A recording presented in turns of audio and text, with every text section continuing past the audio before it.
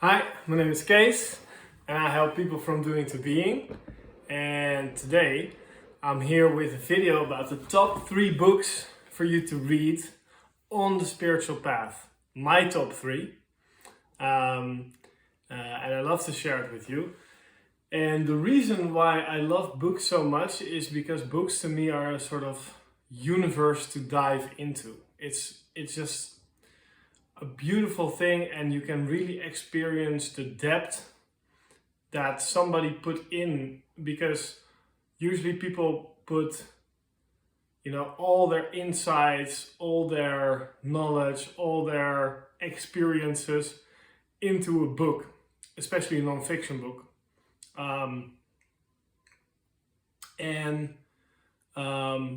The books I recommend are not spiritual teaching books, but they're about the path. So these 3 books, my top 3, are books that really touched me, and they have become, part of me, a base of me, something which I really appreciate, because they're about 3 people's lives. They're autobiographies, and by, you could say, spiritual masters, and people that have lived lives of quiet desperation, don't know what to do, lost in life, to come to a place where they feel very happy, they feel very content, they feel very much realized, or you could say they've been helped so much by not only what they've learned, but also what they've practiced. And then we're talking about for decades. So without further ado, I want to start with my number 3, a very, very well-known book, The Autobiography of a Yogi by Paramahansa Yogananda, or Swami Paramahansa Yogananda, because he was a Swami as well, and Swami is a monk in Hindu philosophy or in Hindu religion. And of course he's a yogi. And this book is one of the first books that I read that were, and this is my number 3, right? This is a book that I've read in Asia, I found in Asia, and when I was in Thailand, I believe. And it really made me very enthusiastic about meditating, about Kriya Yoga, because there's not a description about Kriya Yoga here.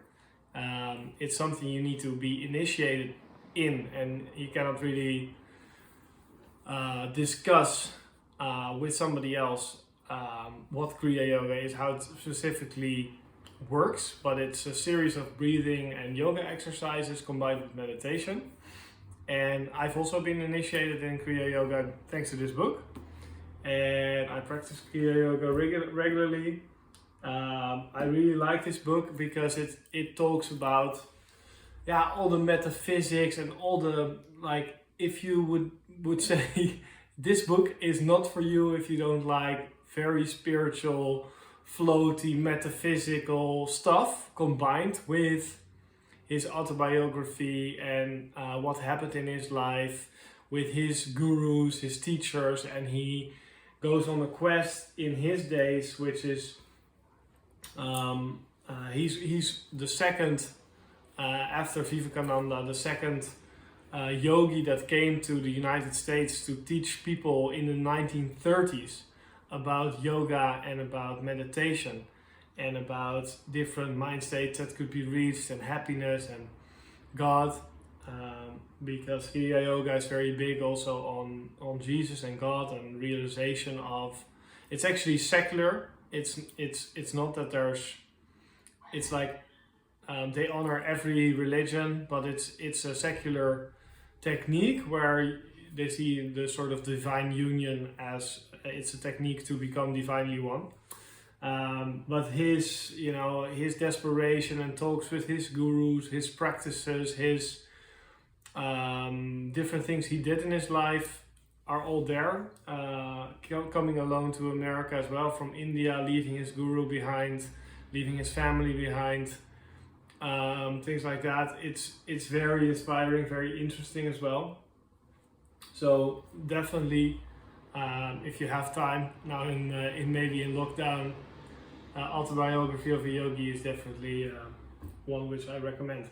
Second one, I've almost finished. It's very little left.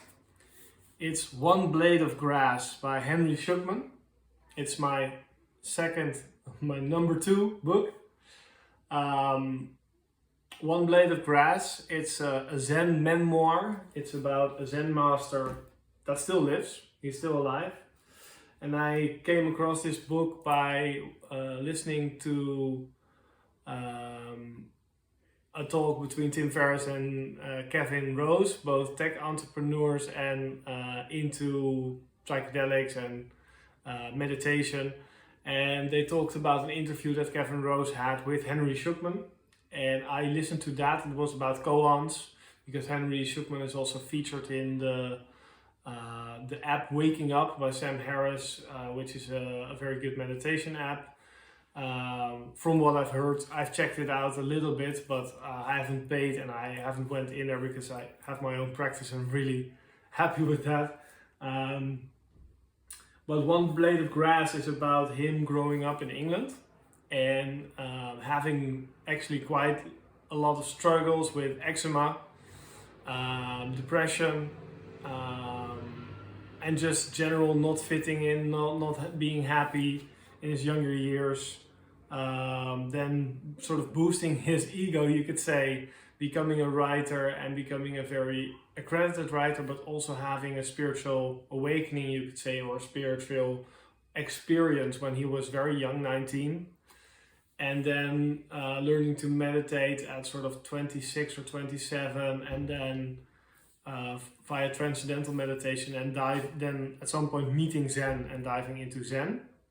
And it's about his journey to, you could say, to becoming a Zen master with very high daily spiritual living from those experiences. Because you can have an experience, a spiritual awakening or an experience, but the real awakenings, you could say, or the real enlightenments are about your normal walking around state, are about changing you, the essence of you, into a part where you no longer see or experience that duality, but you are and understand and experience daily that non-dual state. And this book is very beautiful. He also describes a lot of koans and his work and his journey with several masters,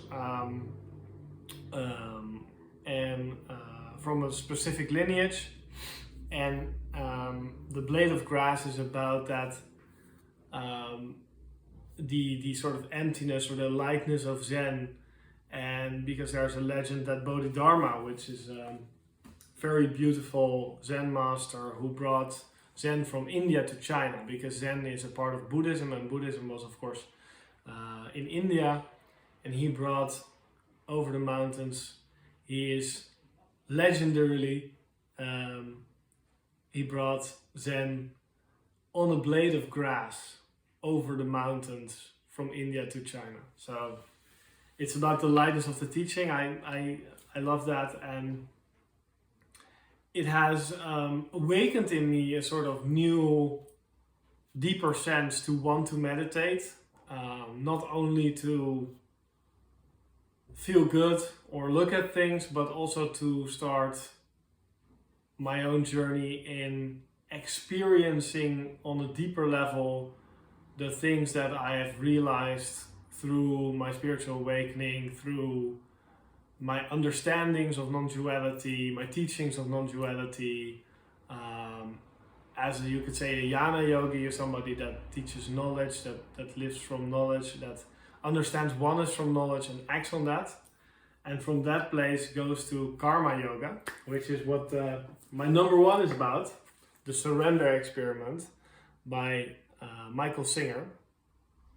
And the Surrender Experiment it's about basically his journey in Karma Yoga and his total journey. But you could say the Karma Yoga is about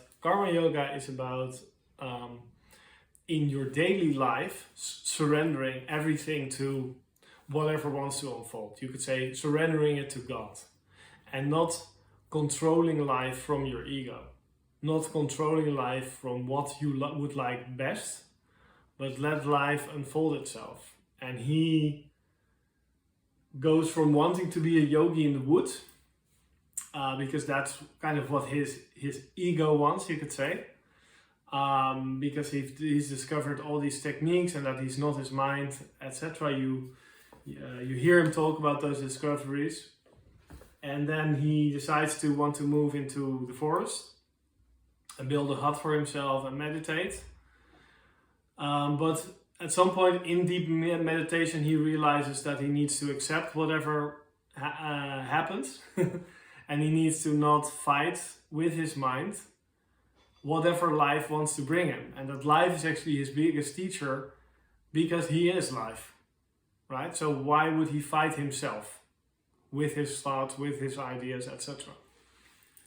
And he goes on to lead a very beautiful life, very interesting, even becoming a CEO of a very, very large company in the United States. And through this all, he sees sort of his whole life unfold as a journey of surrender.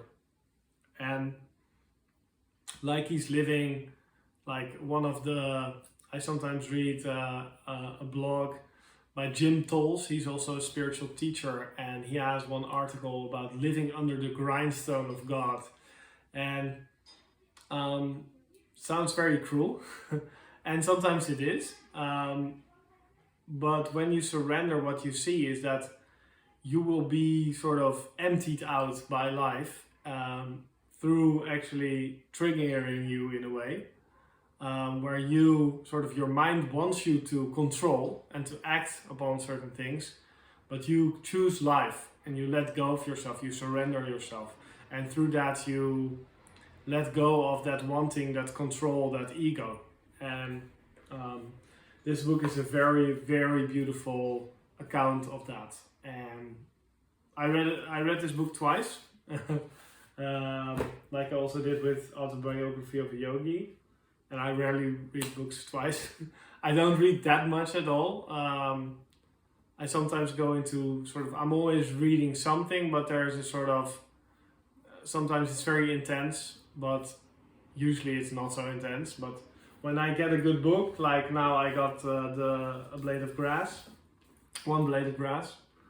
I was so excited, and I just kept reading, just like with the Surrender Experiment, which I read at the beginning of, I think, March this year.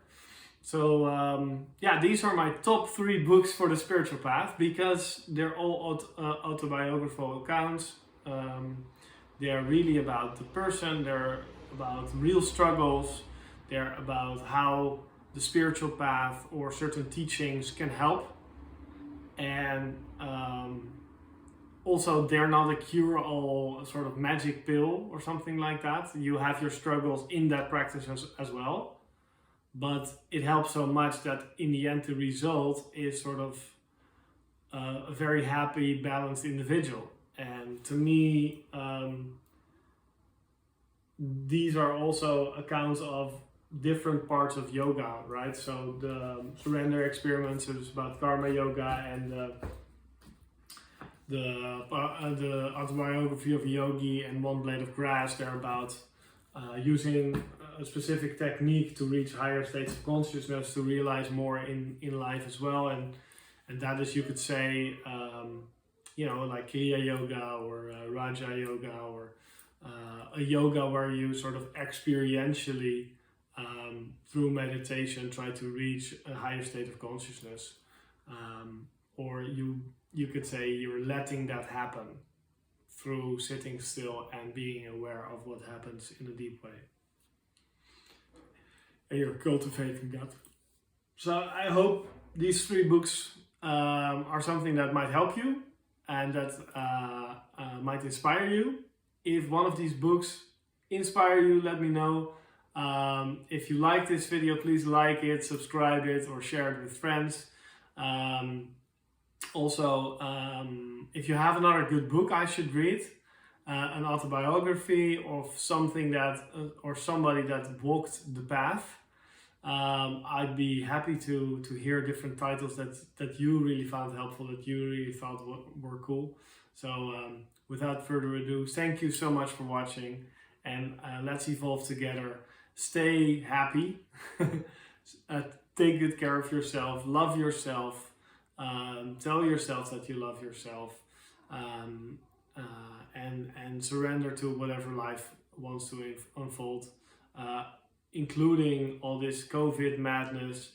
It's happening for a reason. In the end, it will happen for our evolution, and nothing in the universe is out of alignment. So everything is aligned in a way, but we don't know how yet. So stay curious and see how this will unfold as well.